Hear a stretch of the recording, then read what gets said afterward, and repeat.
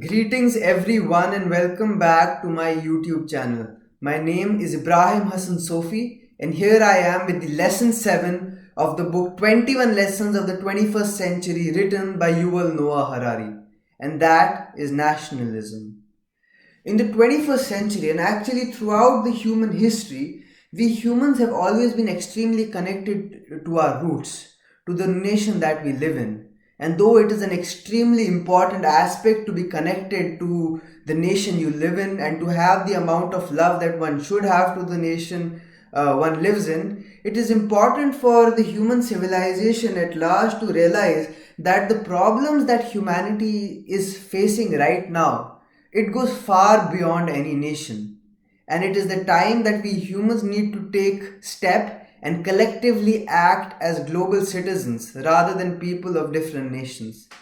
Despite sharing a single civilization, some people resort to nationalistic identities, isolating themselves from the rest of the world.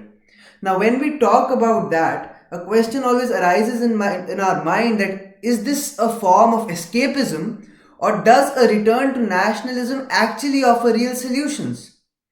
To answer this question, it is extremely important to recognize that nationalism is not a part of the human psyche.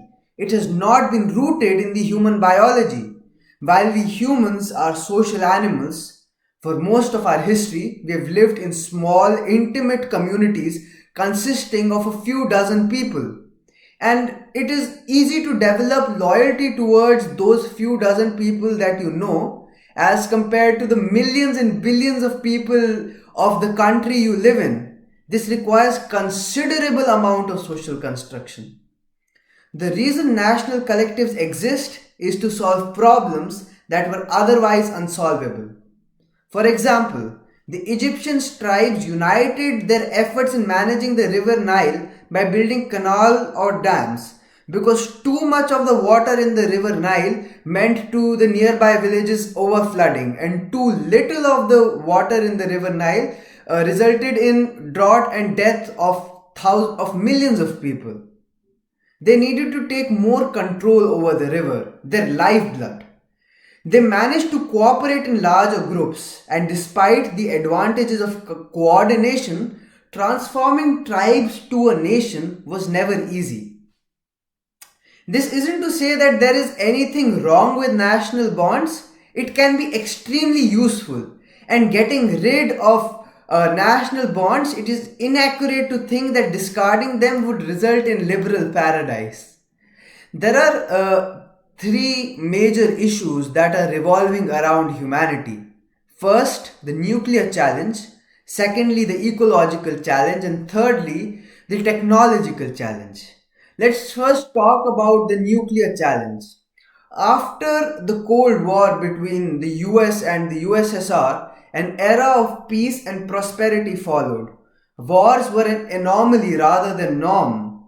Few borders had been redrawn since 1945. And despite the wars in Syria, Serbia, Afghanistan, Ukraine, and other areas, more people died of obesity, car accidents, and suicides than they died from war. This was an extremely important step for the human politics, as the deaths from wars had been reduced considerably. But looking at the recent situations, the Russians and the Americans have embarked on a new arms race that puts the world on the brink of nuclear annihilation. The second challenge that we humans are facing is the ecological challenges. The habitats have degraded. Plants and animals, millions of plants and animals are getting extinct every single day. The entire ecosystem, such as the Amazon rainforest, might be destroyed in few thousand years. And the major problem that we humans are facing right now is the climate change problem. Looking at the earlier times, humans could be considered to be the serial killers of the ecology. But looking at the pace of the way we're destructing the ecology, it will be unfair to call us serial killers Rather than being serial killers, we should now be termed as mass murderers of the ecology. The melting of ice caps and the expansion of deserts and the addition to the volatility of weather events may be too much to absorb for the billions of humans that are surviving on this planet. And we are taking part in a very dangerous experiment, and I'll tell you why. If you look at the nuclear challenge, it is something that may happen or that may not happen. Climate change is a problem of the present, and the problems that we're going to face from the actions that we've taken are inevitable. And to further destroy our ecology, to prevent the further destruction of our ecology, it is extremely important for the human civilization to collectively take a step as global citizens, not as nationalists. Because resorting to nationalism in situations like this will likely make the situations even worse than they are right now. Third and the final challenge that we humans are facing is the technological challenge. Nationalism, my dear friends, is also not the answer to technological challenge. Because even if a single country, let's take China for example, or let's take America for example, chooses to take a high risk, high gain technological path, other countries, other challenging countries and other developing countries will be forced to follow the same path. Because in the 21st century, the pace with the world is developing right now, no country can afford to be left behind. And because of this, rather than a nationalistic approach, a globally unified approach is extremely necessary. The author of this book, Mr. Harari, shows us that these are the three threats that the human beings will inevitably face, and we are destined to sacrifice one for another. For example, the technological disruption cannot be halted when ecological disasters are causing millions of people to immigrate to a new living area.